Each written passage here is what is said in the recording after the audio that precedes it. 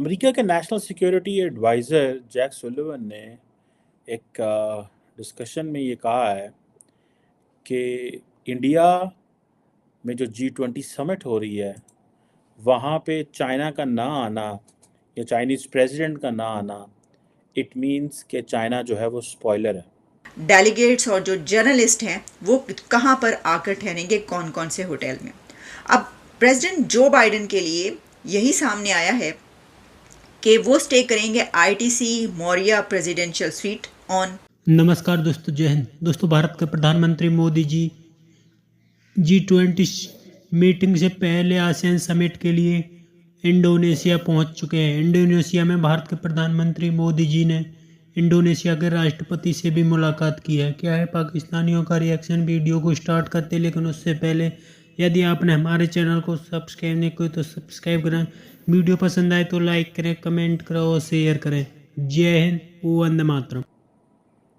ज़ाहिर बात है, इस बात से इंडियंस को बड़ी तकवीत मिली है और अमेरिका ने अपना फुल वज़न भारत के पलड़े में डाल दिया और फुल वज़न उन्होंने नरेंद्र मोदी को दिया। मैं अब आपको बताऊं दोस्तों कि इंडिया आसियान समिट हो रही है एक बेसिकली, और ये जो समिट है बेसिकली आप इसको हैरान होंगे कि इतना बड़ा इंडिया कंट्री है इन टर्म्स ऑफ इकोनॉमी और in terms of for financial and economic partnership कि पूरे के पूरे आसियान जिसके 10 मुल्क हैं उनको इंडिया के साथ एक आसियान इंडिया समिट रखनी पड़ी है। आपको पता है पाकिस्तान जो है वो तो ऑब्जर्वर भी नहीं है इस ग्रुप का, और मैंने तो अक्सर एक चीज़ देखता हूँ, पाकिस्तानी लीडरशिप को तो कोई भी नहीं बुलाता यार। ये एक बड़ी परेशान कुन बात है। अगले दिन हमें पता चला कि हमारे वज़ीर आज़म ने जाना था कीनिया किसी कॉन्फ्रेंस में, वो गए ही नहीं डरते डरते। उन्होंने कहा मुल्क में हालात ख़राब हैं, महंगाई है, बिजली है, इतने मसले बने हुए हैं, केयर टेकर वज़ीर आज़म आते ही जहाज़ों पे बैठ के चला जाएगा बाहर। मोदी साहब का शेड्यूल निकला है कि ही इज़ गोइंग, क्या नाम है उसका, अमेरिका, उधर सॉरी इंडोनेशिया जा रहे हैं, पहुंचेंगे वहाँ पे, कल सारा दिन मीटिंग्स अटेंड करेंगे और उसके बाद शाम को घर आ जाएंगे। बिकॉज उनको पता है कि इस वक्त नाइजीरिया का मैं देख रहा था प्रेसिडेंट जो है वो इंडिया में पहुंच चुके हैं। नाइजीरिया के फॉरेन मिनिस्टर और सारे लोग वो पहुंच चुके हैं, और भी मुल्कों के लोग जो हैं वो आ रहे हैं। अब देखिए इतने बड़े पैमाने पे ये मीटिंग्स हो रही हैं इंडिया के अंदर। इंडियन लीडरशिप जो है हर रोज़ कहीं ना कहीं पहुंची होती है। अमेरिका ने जिस तरह उनके पलड़े में वज़न डाला है, अब इंडोनेशिया जो है वो बेसिकली ये इंडिया आसियान समिट जो है इसको हेड कर रहा है, बिकॉज ये एक वो रिवॉल्विंग पोजीशन होती है, तो इस दफ़ा इंडोनेशिया जकार्ता में हो रही है। अब देखें कि हम आसियान के पार्टनर नहीं बन सकते, हम उसके साथ मिलकर काम नहीं कर सकते, हमारी वो कैपेसिटी नहीं है। अच्छा, ऑस्ट्रेलिया, जापान, चाइना, अमेरिका, ये सारे डायलॉग पार्टनर्स हैं इसके। ये सारे काम करने वाले, मेहनत करने वाले, इकोनॉमिकली डेवलप्ड मुल्क जो हैं सारे इकट्ठे हो गए। इंडिया आसियान समिट हो रही है, ठीक है। इसमें ज़ाहिर बात है हमें तो इसमें, मैं जैसे कह रहा था, हमारे लिए तो इसमें कुछ भी नहीं है, हम तो किसी के पार्टनर भी नहीं बन सकते।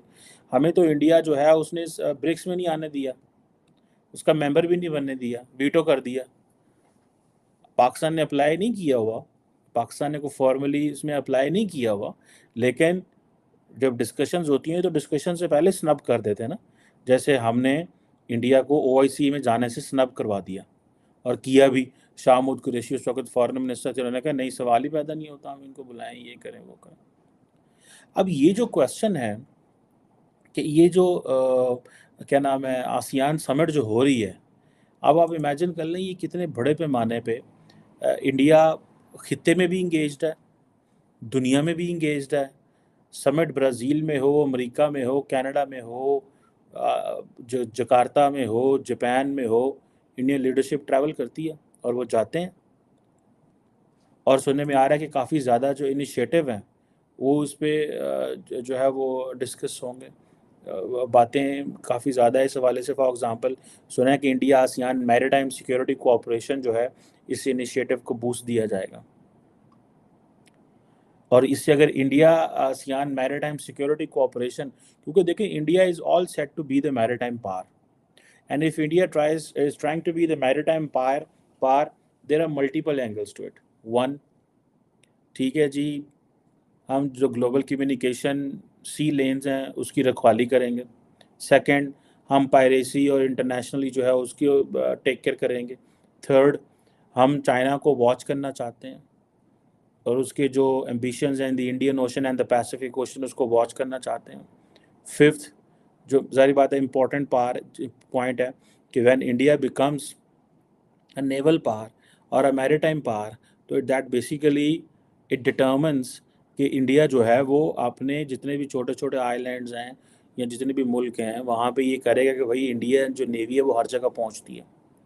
अभी फॉर एग्जांपल नरेंद्र मोदी साहब जब ऑस्ट्रेलिया गए थे रिसेंटली, जब क्रिकेट मैच खेला उन्होंने देखा वहाँ पे, तो उससे पहले उन्होंने क्या किया, वो पापुआ न्यू गिनी रुके 14th फ्लोर और उनके कमांडोज पहुंच चुके हैं, क्योंकि उन्होंने 3 दिन पहले ही आ जाना था प्रेसिडेंट जो बाइडन की आमद से पहले, और वो 7th को आ रहे हैं प्रेसिडेंट बाइडन। तो उनके कमांडोज बड़ी तादाद में पहुंच चुके हैं और उन्होंने फ्लोर्स संभाल लिए हैं होटल के, ना सिर्फ होटल के बल्कि जहां जहां से गुजरना है वहां पर सख्त सिक्योरिटी जो है वो तैनात कर दी गई है।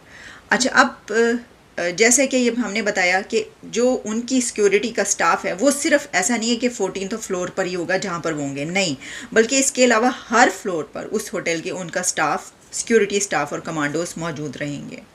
और तकरीबन अबाउट 400 अदर रूम्स जो हैं in the hotel are booked. Special security corridors create किए गए हैं और उसमें पब्लिक मूवमेंट जो है वो रिस्ट्रिक्ट कर दी गई है। अच्छा, पब्लिक मूवमेंट जो है ना ख़ास तौर पे वैसे तो रिस्ट्रिक्ट कर दी गई है, लेकिन 8th एंड 10th जो है ना उसको न्यू दिल्ली में पब्लिक मूवमेंट बहुत ज़्यादा रिस्ट्रिक्ट होगी।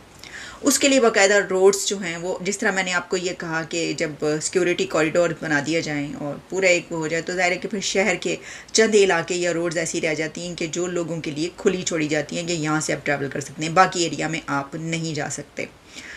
और इसमें जो एयरपोर्ट्स हैं वो तो पहले ही ज़ाहिर है कि हाई अलर्ट हैं और उनके ऊपर भी जो है कि कौन कहाँ पर उतर है और कैसे आ रहा है। अब मैं आपको ये बताती हूँ कि इसके लिए जो G20 समिट है उस पर कौन कौन क्या क्या लिख रहा है। मनी कंट्रोल जो है उसमें ये है कि जो Biden to arrive in India 2 days in advance for talks with PM Modi, क्योंकि कहा जा रहा है कि 8 सितंबर को हमें ये पता चलेगा या हम देख सकेंगे कि इंडिया के प्राइम मिनिस्टर नरेंद्र मोदी साहब और USA के प्रेसिडेंट जो बाइडन साहब के बीच मीटिंग होगी, मुलाकात होगी और हमें पता चलेगा, नज़र आएगी।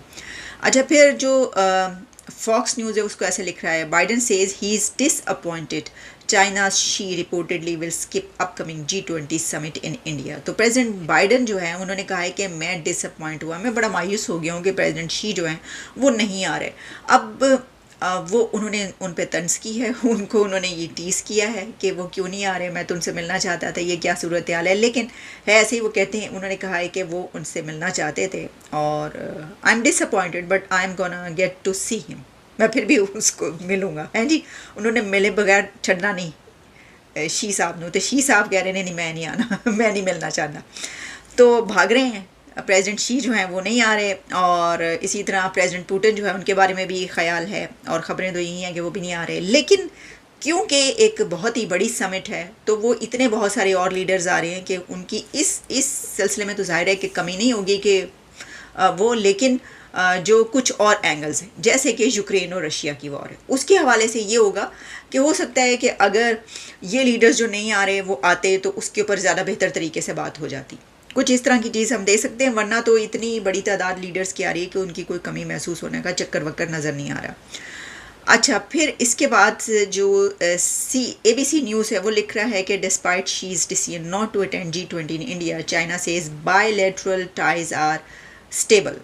अब ये चाइना डाउन प्ले कर रहा है या चाइना जो है वो उसको लग रहा है कि अब वो, क्योंकि हम वहाँ नहीं जा रहे, एक तो ये कि वजह नहीं है ना, यानी क्यों नहीं जा रहे, सवाल ये। दोस्तों, पाकिस्तानी मीडिया इस वक्त फूट फूट कर रो रहा है। पाकिस्तानियों का कहना है कि बिना भारत के दुनिया में कोई ऐसी समिट नहीं है कि जिसमें भारत के प्राइम मिनिस्टर मोदी जी ना जाएं, क्योंकि पूरी दुनिया भारत को काफ़ी बड़ी तादाद में समझ चुकी है कि भारत एक उभरती हुई पावर है। चाइना को हर कोई इग्नोर कर रहा है, क्योंकि चाइना जिस तरह से G20 में जिनपिंग नहीं आ रहा, उससे अमेरिका ने भी चाइना को दो टूक सुना दिए। चाइना ने जिस तरह से भारत के G20 में आने से इनकार किया है, उससे जिनपिंग की पूरी दुनिया में फजीहत हो रही है। वैसे भी चाइना के इकोनॉमिक हालात इस वक्त काफ़ी ज़्यादा ख़राब है, यही कारण हो सकता है कि जिनपिंग ने भारत आने से इनकार कर दिया हो।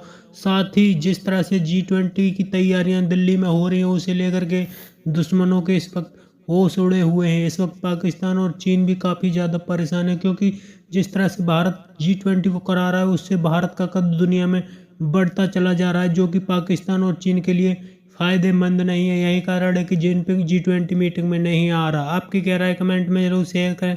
यदि आप चैनल पर नए, चैनल को सब्सक्राइब करें। वीडियो पसंद आए तो लाइक करें, कमेंट करें और शेयर करें। जय हिंद, वंदे मातरम।